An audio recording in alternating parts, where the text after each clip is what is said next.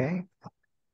And I will go ahead and again thank everyone for coming. And Erica, thank you for agreeing to help to facilitate this discussion and just talk a little bit about the report. So thanks for being here. I'll go ahead and pass it over to you. Oh, okay. So I just want to introduce myself again. My name is Eric Foch. I work for the Fair Housing Center of Central Indiana. I am our education and outreach coordinator. We just released a report last Wednesday that's called Who Owns Indy's Houses, a review of the largest single family home investors. I do want to point out that I am not the primary author of this report. So I will be going over high level information with you guys and will answer any questions I can. And any questions you have that I can't answer, I can try and get answers for you. But I just want to point that out.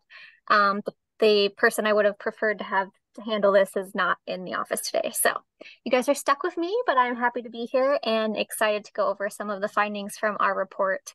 As I know, And I think and most of also, you. Erica, if you could also share a little bit about how you came to be at the Fair Housing Center and a little bit about your journey there too. That would be great. Um, that's a really long story. But I essentially started off as a volunteer for some affordable housing nonprofits. I originally was an engineer. And during COVID, I just kind of did a flip switch and transitioned into the nonprofit housing realm because of all the housing issues that were going on in our city.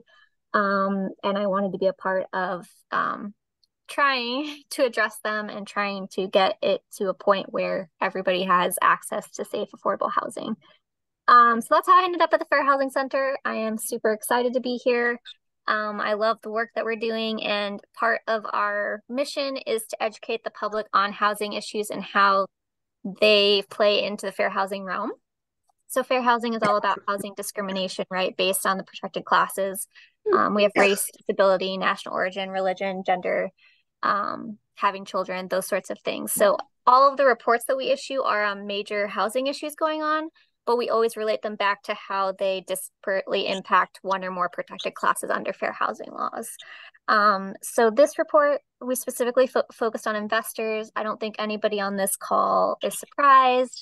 I mean, there are news articles all the time about investors coming into the housing market and buying up single family homes. So we wanted to kind of do like a deep dive into, what that story looked like, how it's impacting our housing market, and the opportunities for local families to both rent and own homes in Indy. So with that, every story has to have a scope. So we cannot investigate every investor in the city. So we focused on the 10 largest single family home investors. And really it was very challenging work, right? Because we have all these LLCs, we have REITs, we have corps, we have all these entities that have multiple other entities that are related. So we had to try and sift through all of these records with all these different names to try and link up the ones that were all kind of under the same umbrella. So this report is 20 pages long, but then the appendix is another 12. We try and give you guys some information on how we got the data and be really open and transparent about how we came to the numbers that we got. But we come out right out and say, this is not a comprehensive overview. This is just what we could find with, the tools that we had, the public records we had, and then the data that we had from Adam and CoStar. So just keep that in mind. There is a disclaimer at the front if you guys want to read it, and we do kind of break down where we got the data and how we analyzed it. We just want this data in the hands of the public in a hopefully digestible manner, to keep people informed, because the data is out there. It's just very, very difficult and very confusing to get to. And so we're hoping to make kind of build this picture for people. So with that, large corporate investors. They're taking a significant hold on the city's single family homes. A lot of them are out of state investors, not even Indiana based investors. So we do kind of break down the percentages there of the top 10 largest investors in Marion County. This report is focused in Marion County, but we also highlight some stories from around the state and around the country as well to let people know that it's not just a Marion County issue. But of the top 10 investors, only 2 of those are based in Indiana. All of the rest are out of state. There are also a couple of international investors on that list. And basically what we noticed was that They purchase properties at rapid rates. They often use all cash to purchase them. They often evict people at higher rates, and they fail to maintain properties at high rates as well. So we have a breakdown. We kind of go into, okay, how many single family rentals do we have in Marion County? It's around 27,000. Of those, about 13,000 are owned by out-of-state investors. So almost half. And with an approximate calculation of average rent and everything, that comes to about 15 to $20 million in rent every month leaving the state of Indiana. 15 to $20 million leaving our local economy every month to out-of-state investors for these 13 plus thousand rental properties owned by out-of-state investors. So that's huge amounts of money leaving our economy. So that's number one concern. So we kind of highlight it and go through that.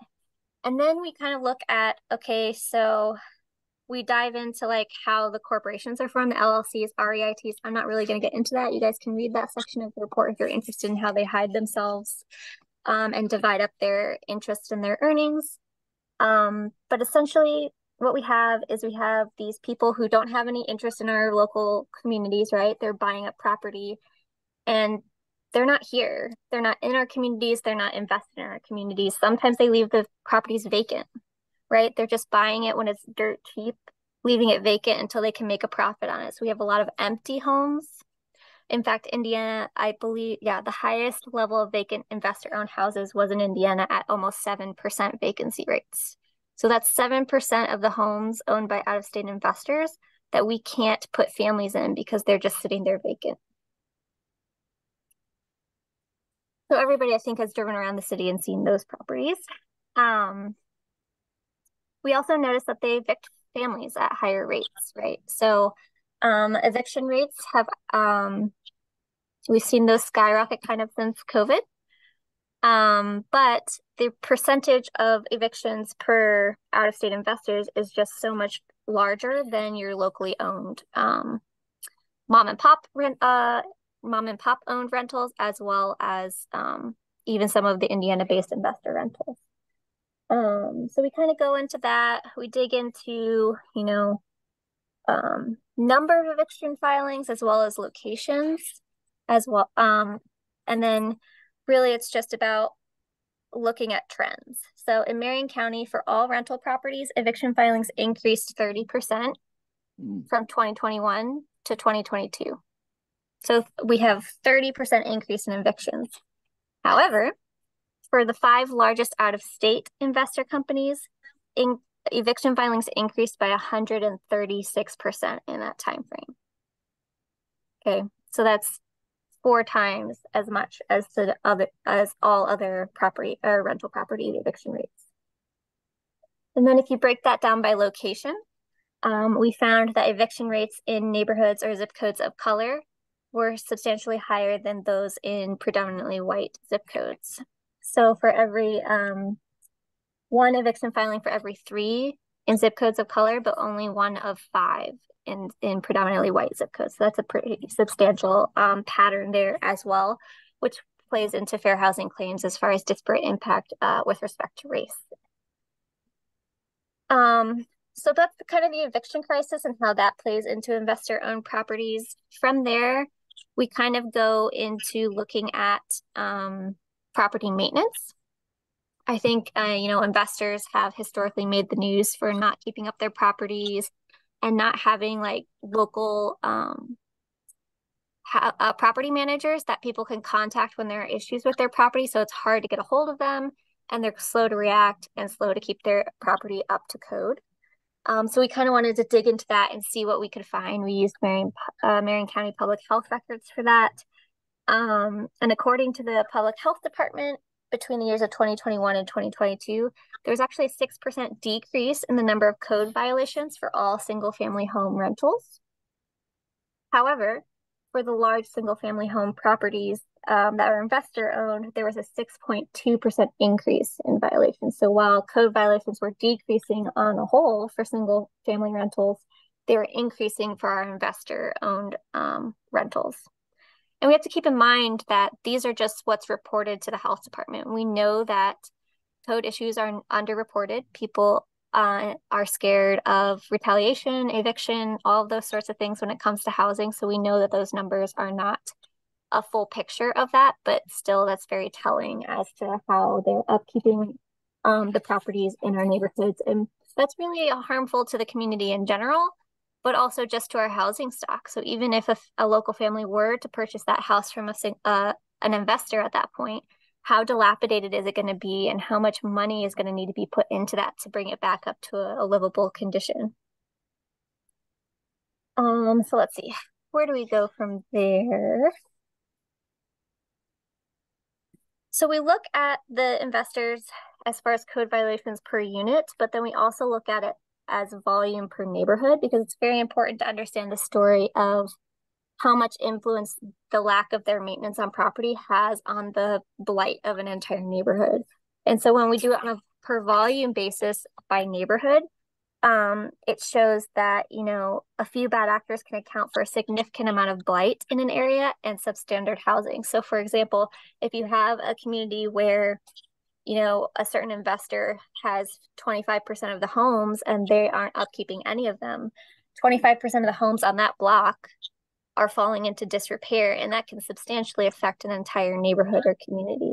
So looking at that volumetric measurement as well is a tool we can use to kind of see the impacts that that has, and the violations are higher. We found that they were higher in neighborhoods of color as well, similar to evictions. Um, let's see. And then of course we know that they often bring cash to the table. Um, And that is just hard to compete with as somebody who needs a mortgage, somebody who needs an FHA or a VA loan, or even a conventional loan. I mean, I don't know if anybody here has bought a house recently, but I purchased my home last year. And I mean, if there was a cash offer, they pretty much just didn't look at anything else. They come in with a cash offer, they come in with no strings attached. You get out of the appraisal in that process, you most of the time get out of an inspection. It's a risk-free way that a homeowner can sell their home. And so they're going to take it. So that's really pushing up the prices in our market, and it's taking away homeownership opportunities from people who would need a mortgage for their home. So yeah, that's kind of where we're at. There's a lot more in this report. I just wanted to skim over it because I want to leave most of the time for conversation. But we do end it in the appendices. You can see, you know, these long lists of all of the different names that these companies go by. That's why it's so difficult to track them. We have no kind of reliable database or registry in our state. You know, some states are talking about making out-of-state investors or even all landlords join a registry so that you have a local person of contact that can be held accountable for violations. Like in this state, it's just hard to even get a hold of somebody. Even the state, if they're violating something, can't find the person that's responsible to get a hold of.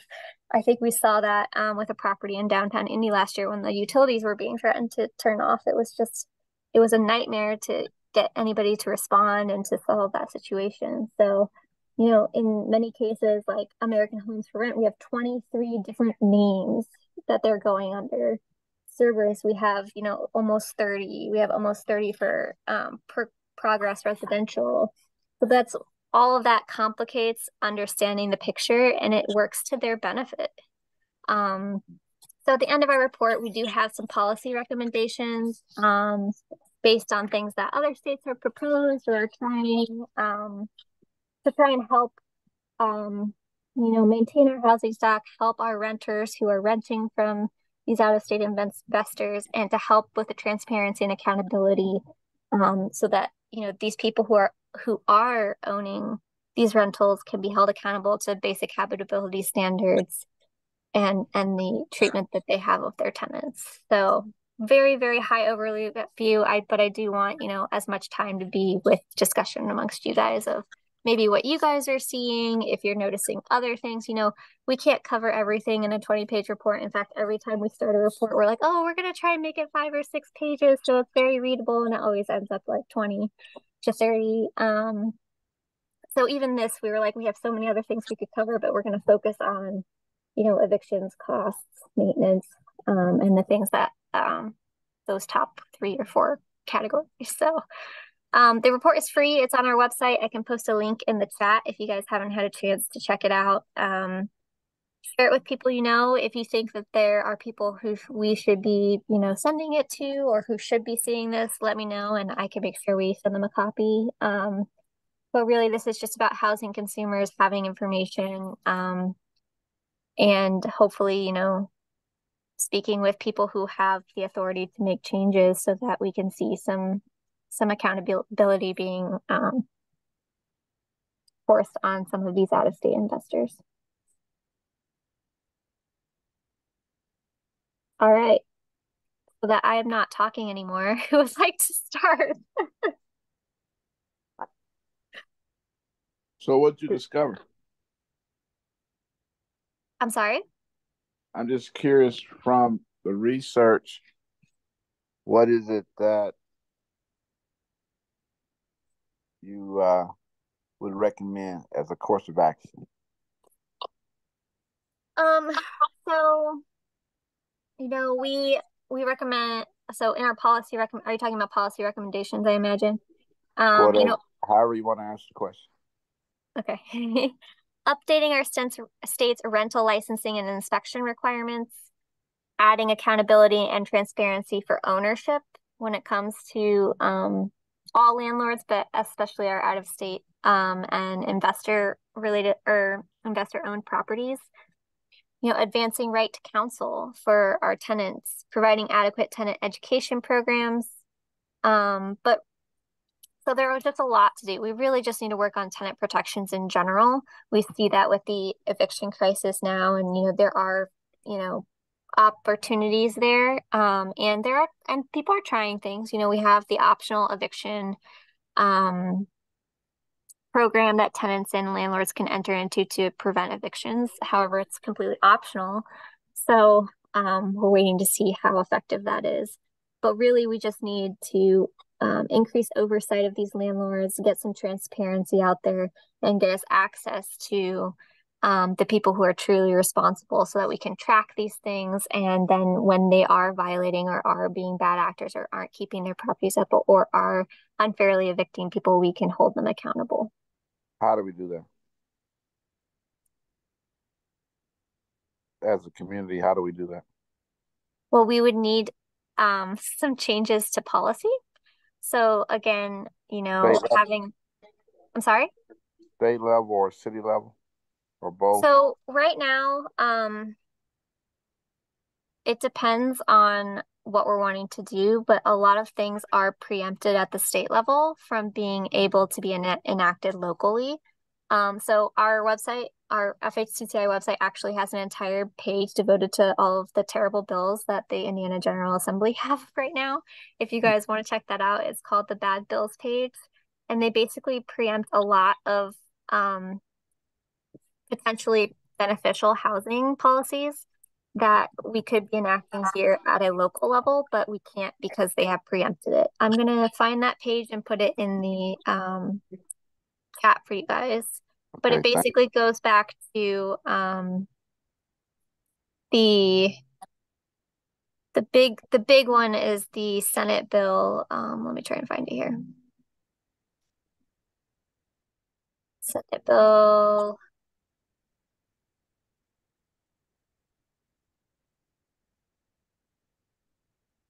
There's a couple of really bad ones. So I'm just going to actually just put this link in the chat for you guys. And we detail out what the policies are and why they are prohibitive and why we need to kind of back those up so that cities can be implementing some of these helpful strategies.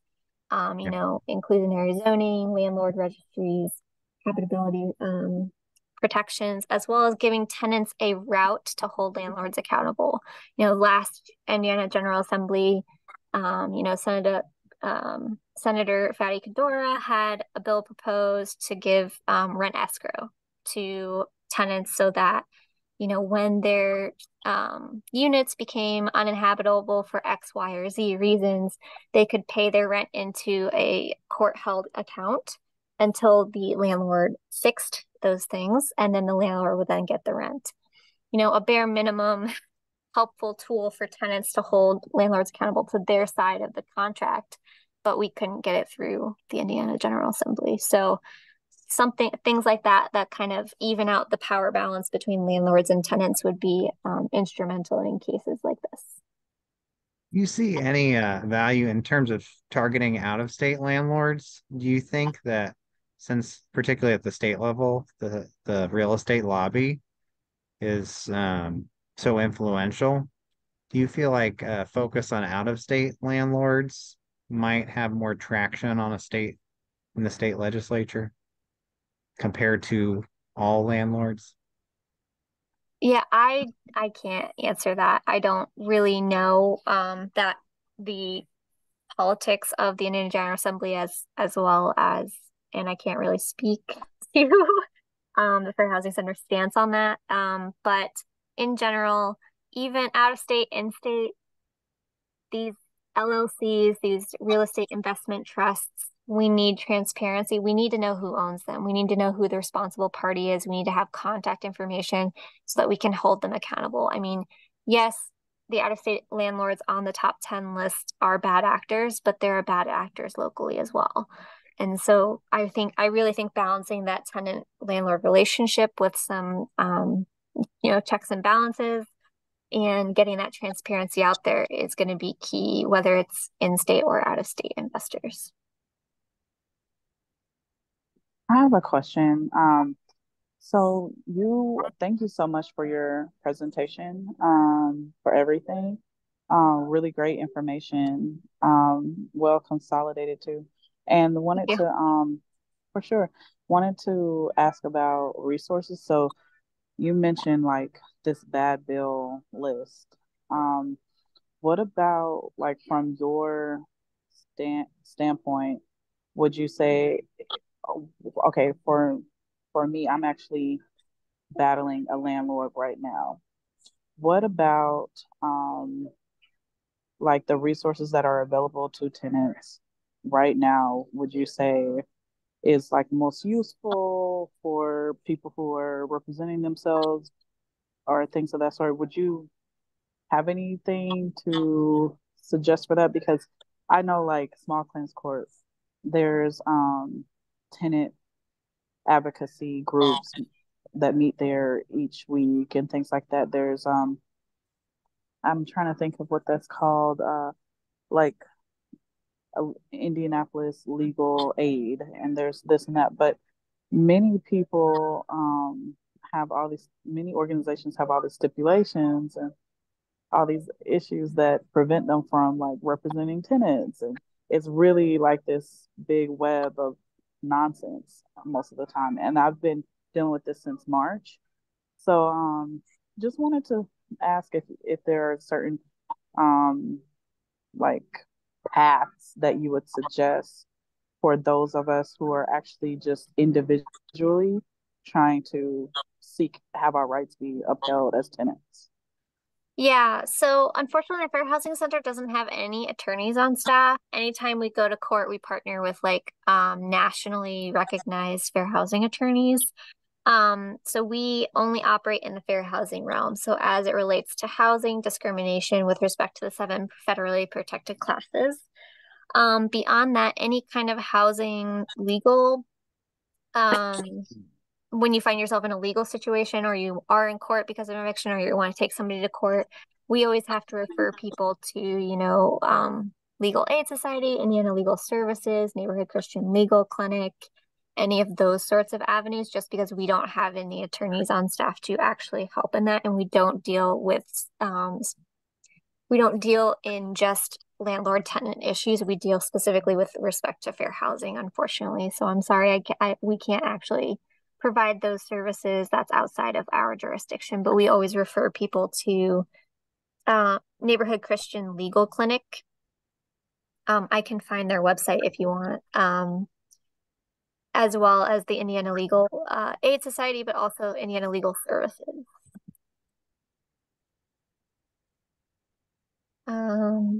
Let's see here.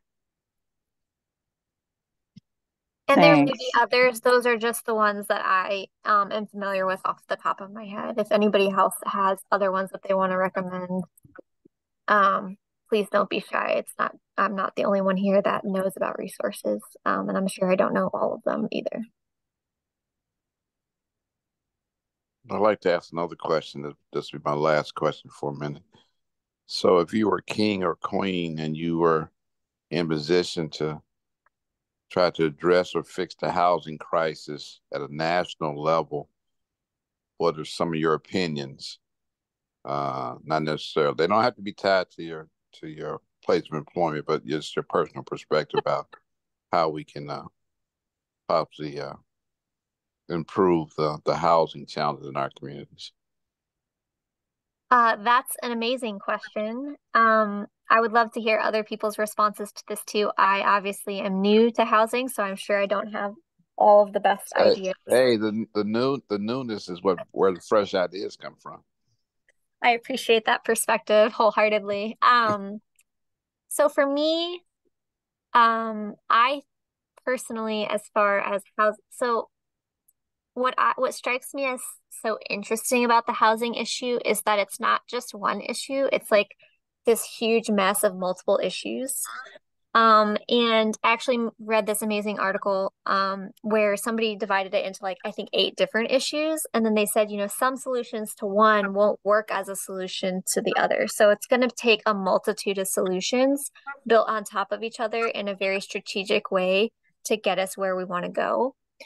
Um, but I think personally, we just have to find a way to get past, and this is just my personal view, the capitalism and the profiting off of a basic human need. We need to bring the compassion and the humanity back into our housing market. And we need to prioritize the fact that people need a safe place to live over somebody's need to make money off of them. I really think that that's kind of the crux of it. And,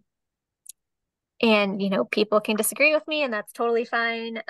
But I want to see everybody housed safely and affordably in some place that they want, in a neighborhood that they want, that meets all of their needs before I want to see people profiting off of that. And, that's not where we're at right now. That's actually completely the opposite of where we're at right now. But I think there are middle grounds that can be found. But in our state, honestly, we need our tenants coming together. There's an Indiana Tenants Association forming. The only thing that's going to change minds in our state is all of those voices coming together, asking for the same things to outweigh all of the, Indiana Apartment Association, all of these other influential parties and what they want. All of those voices coming together is really what we need. So, um, it would be great if we could get a basic tenant rights bill through the federal government, because then we wouldn't have to worry about the Indiana General Assembly and it would just be there for us. Do I wish that locally we could do something for our tenants? Yes. But I'm to the point where if the federal government wants to give us that, I will take it. Okay. But I would love to hear other people's opinions, because I think that was an amazing question, and I know that I don't have all the answers. That was well. Your response was great. If you remember the name of the article, can you drop that in the chat? The article, yes, I will find that. I'll try and multitask here and find that for you. Okay, if you can't find it, just send over to Alvin later. Okay, will do. Thanks for sharing. Mm-hmm. Alvin, I know you got some opinions. I always have opinions.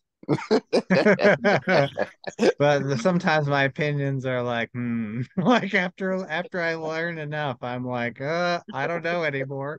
I got such a strong opinion that I don't even know anymore.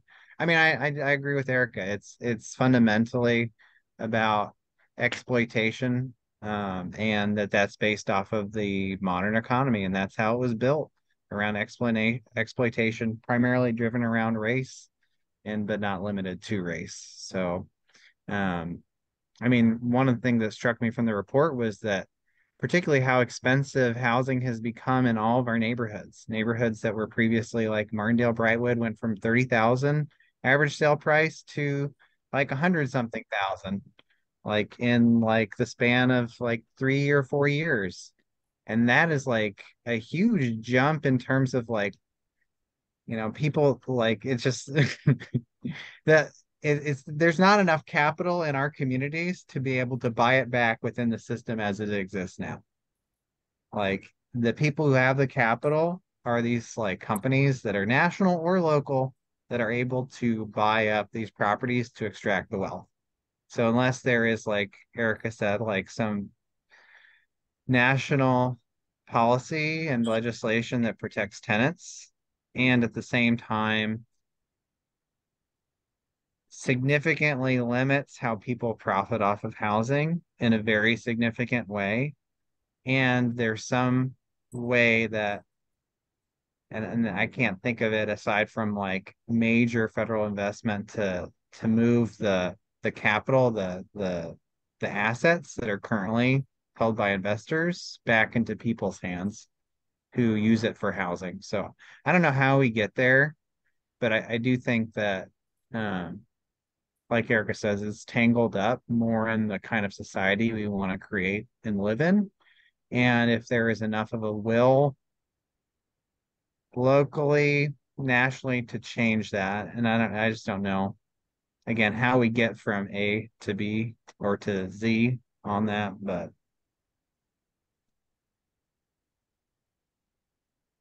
Yeah, this report is even though you said it was like it's such a good dive into the subject, and just like skimming the solutions portion, looking at what other states are doing or at least proposing is interesting.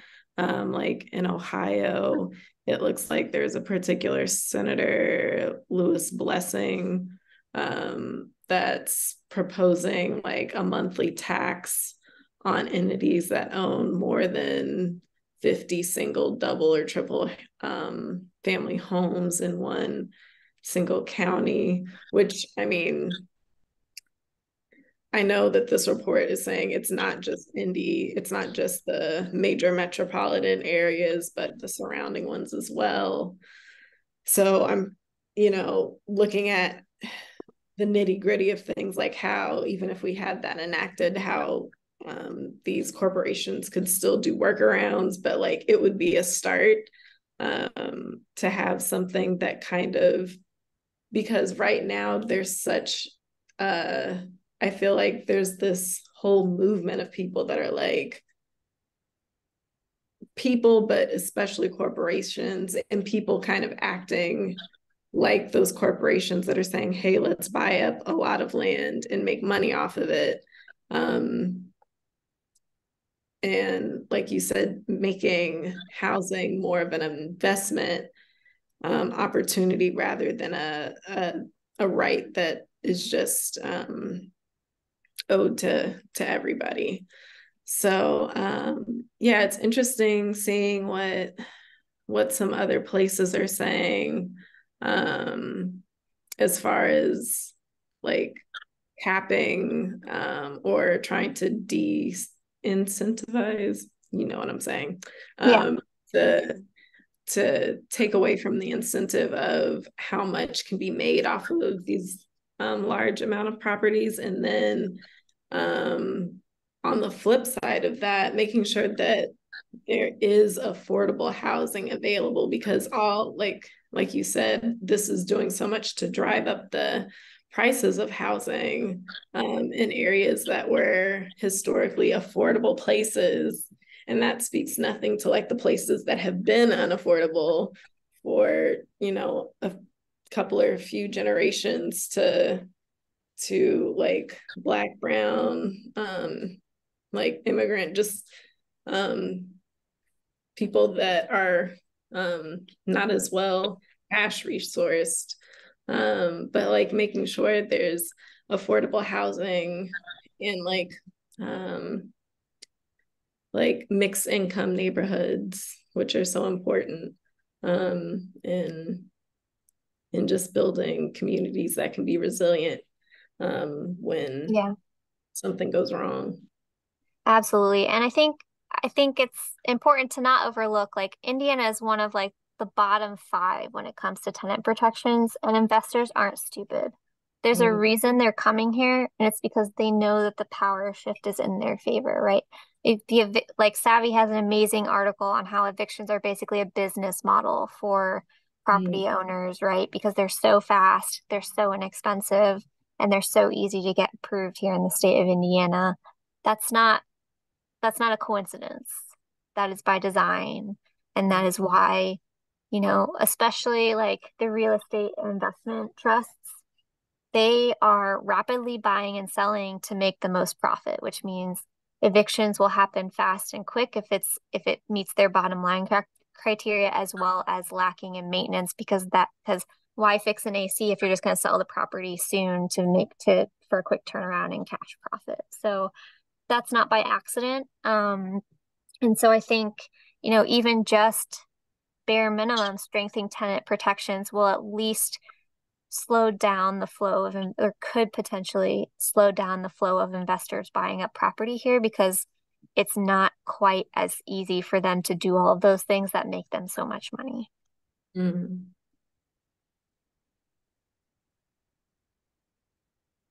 Did you look at, you talked about the rental assistance programs and the fact that they're voluntary.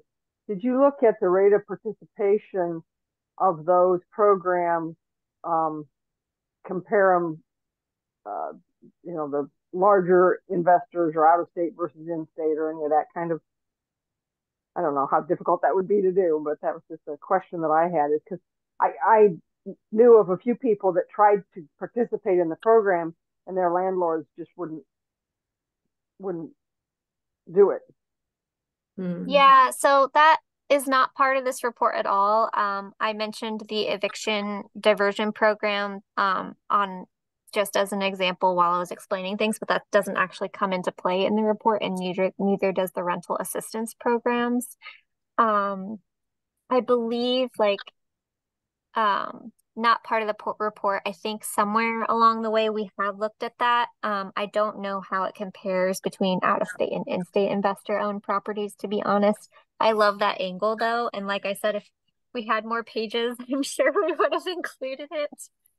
But I would love to hear you guys' thoughts if there are other angles we should look into, or if there are even just other topics outside of investors.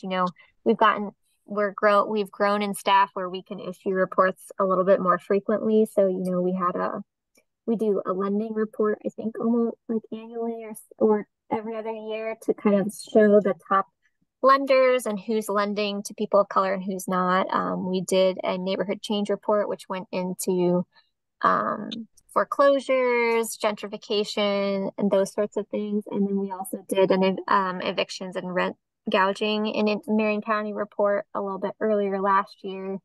So we're open to topics. We always want community feedback and insights because you guys are really out there seeing things too. So if we're not picking up on anything, we want that input. So please, I love that idea, Jeanette, and I'm gonna write it down. And we may What have about some of that, but again, it all comes back to data, and some of that data just isn't there, or we don't have access to it. But I love the ideas, so please keep them coming. what about I read the overview. I didn't get through the full report. So is there, um, in the full report you talk about the percentage increase in single family homes that were cash sales? So that's an assumption. What are there numbers of, can you get to the data of what percentage of single family residences are rental units as opposed to owner occupied? Yes. So the very first chart on page 4 shows that there are almost 260,000 single family homes.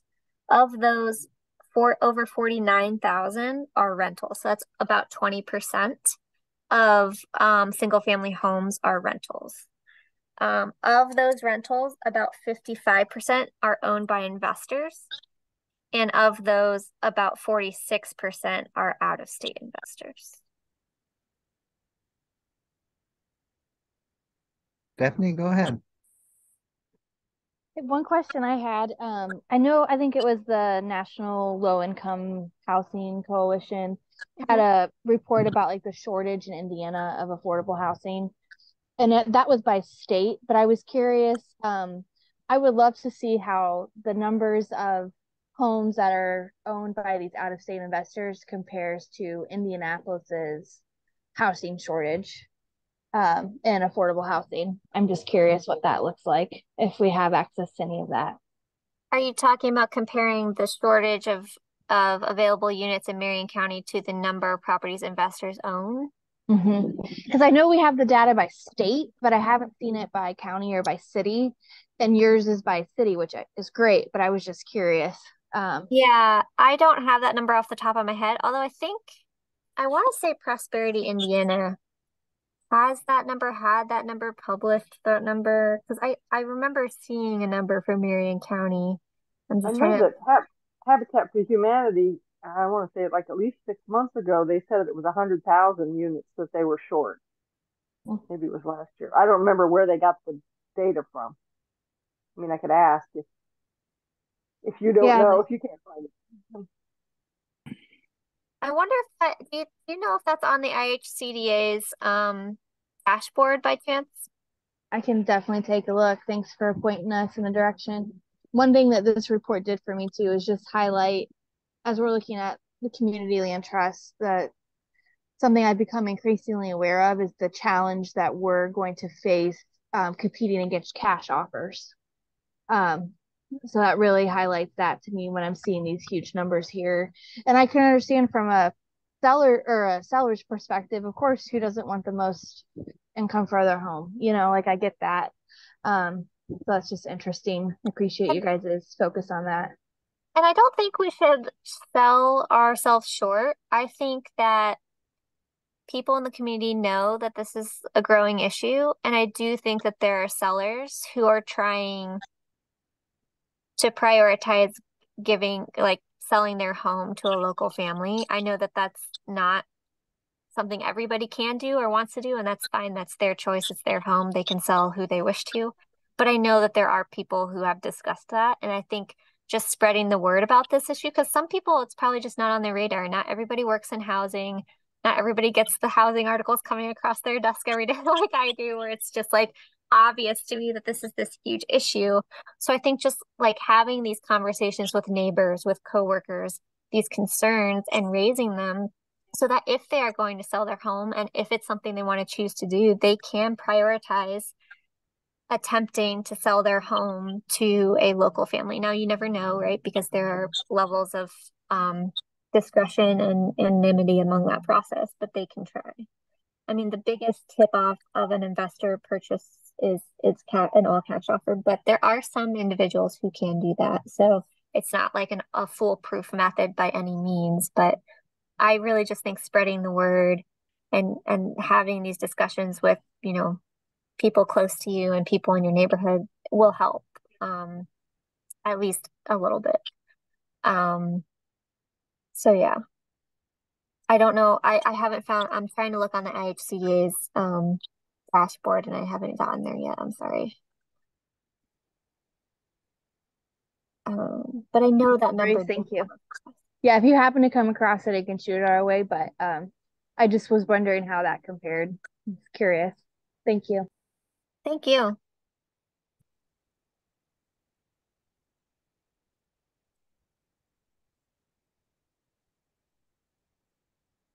I found the Habitat. It's in their strategic plan, but they don't give a reference. Recent estimates indicate over 100,000 greater Indianapolis households need attainable housing. Okay. So if you can't find it, I can go back to them and find out where that data came from. A recent report from the research group Savvy showed the city is short over 30,000 housing units for extremely low income households, which is a different category. I know extremely low income and low income, and like they're all Yeah, kind I know. of segmented. Habitat aims at, I think it's 30 to 80% of AMI. So I don't know if that's any of that fits into the Savvy report.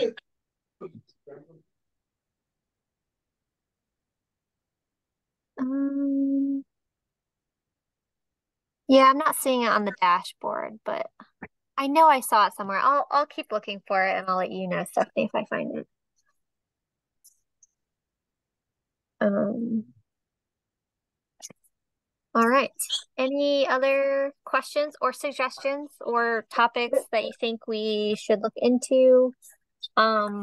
This is kind of a Hail Mary question, I think.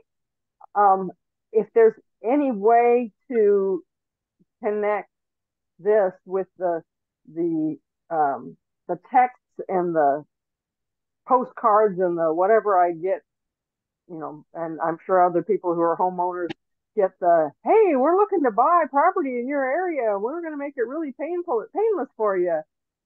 Uh, that kind of stuff that's irritating. But I wonder if that is also out of state, out of uh, Indy at least, people trying to, they're just blanketing all of the Yeah. home buyers. And I don't think it's necessarily, I mean, I used to live in a more affluent part of town than in a higher value house than I do now. And I got them there too. So I don't necessarily think that it's targeting the neighborhoods where we're seeing the gentrification, but it's Yeah. I know other homeowners have also shared their frustration with that, those strategies or tactics with me.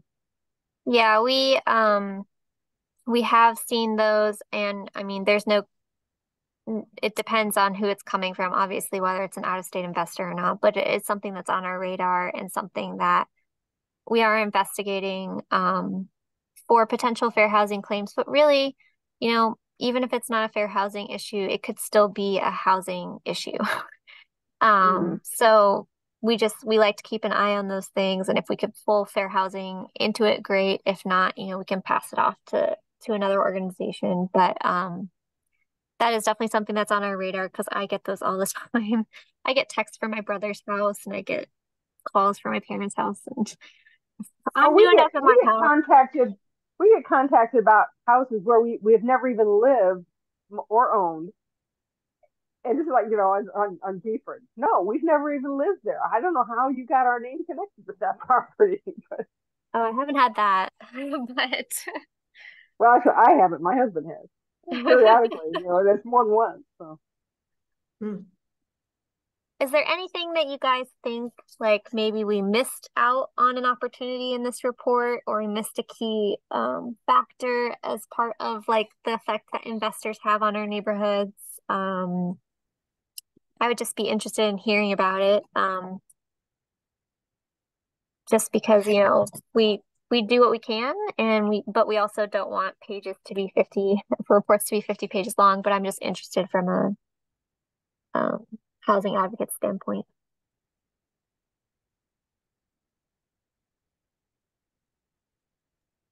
Sure.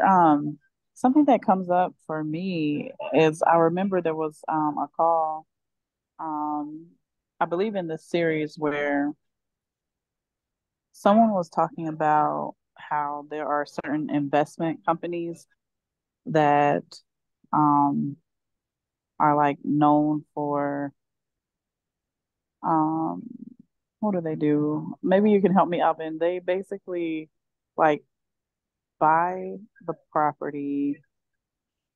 Um, trying to think, I think there's like two that are notorious for like buying property and then and just guess holding. I'm not sure. You did mention investors who are just holding property, but there's something about the way that they um, it's I don't even know if it's going to come to me, but something about the way that they they like will only sell to one another.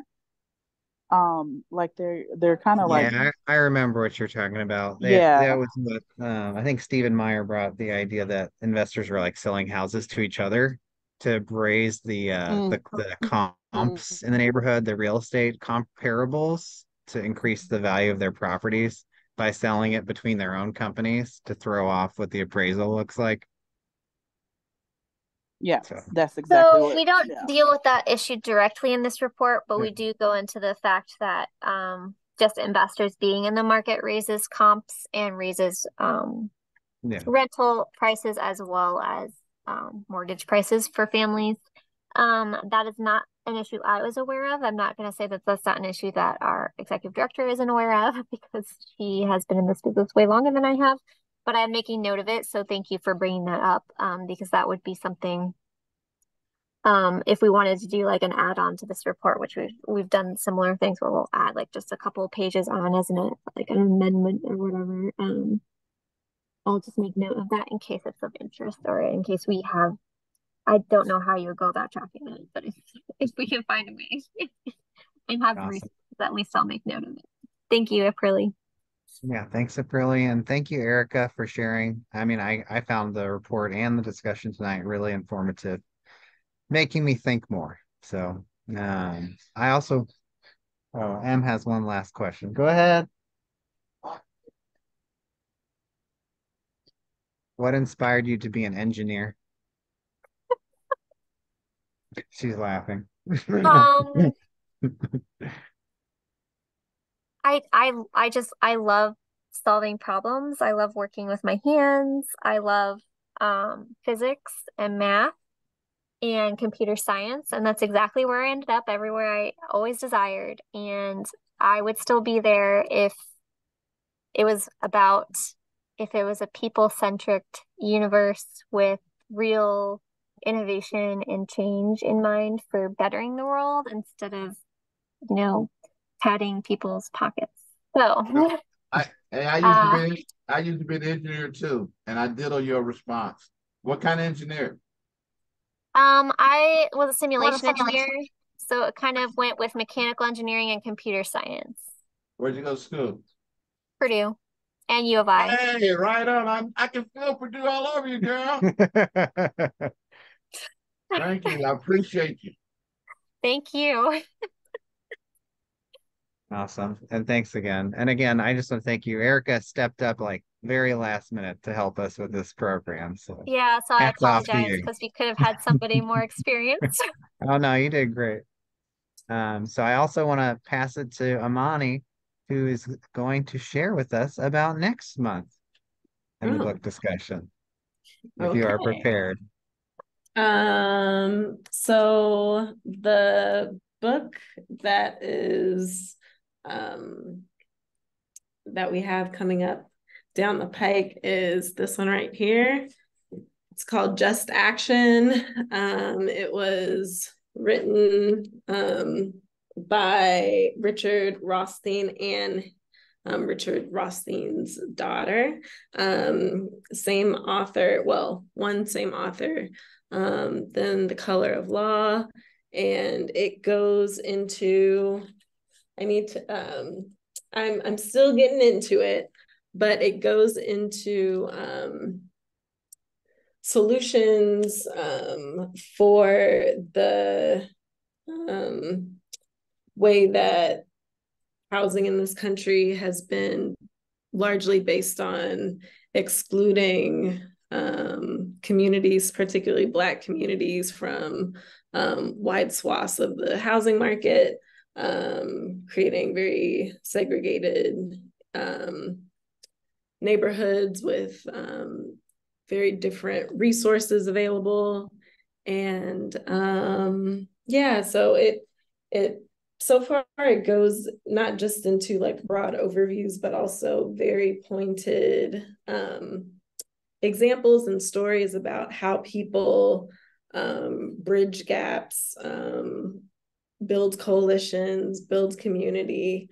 And so I'm I'm trying to think about like how we might do this, like maybe do certain chapters. Because yeah, it's next month. I don't know if I'm gonna have it done by then. But yeah, it's available at the public library. And Alvin sent out an email with the Audible and with some other options for folks as well. So yeah, let's get into it. I will say, just a quick shout out. There's a chapter about us in that book. Really? Which So, chapter? Chapter 9. Okay. It's all about holding banks accountable to equal lending and doing enforcement against them if they continue to do modern redlining techniques. So okay. keep in mind, we brought her to town to speak about it a few weeks back. And I'm not trying to steal a conversation here, but I love the fact that, like we were saying before, the housing crisis is like this huge problem that has multiple issues attached to it. And she goes into multiple solutions that all kind of need to weave together. And she doesn't just say that there's this one solution. There's like all of these things that could be going on. And then in her presentation, she was like, well, you can't do this in Indiana because of this, but there are still things we can be doing. And so I love that solution oriented because I think we get stuck talking about the issues a lot, which is so important, right? Defining the problem, but sometimes we never make that transition into, okay, how can we solve it? So, sorry, I didn't mean to steal your thunder. I'm just excited about No. You said it exactly. Like that's what initially when I picked up the book, when I saw it on the shelf, I was like, oh my gosh, how to challenge segregation enacted under the color of law, solution oriented. So yeah, exactly what you said. I'm excited to hear that the fair housing folks were highlighted in the book, and maybe we'll have you back to talk a little bit more. I don't know. That'd be great. And Amani, thanks for announcing it and for me putting you on the spot to talk about it. Great work. So that's going to be September 5th at noon and then September 19th at 5 p.m. So the afternoon and the evening session. So thanks again tonight for joining us. Another round of applause for Erica for helping walk us through the report. And we look forward to seeing y'all at the next discussion or before then. Thanks, everybody. Have a good night. Peace.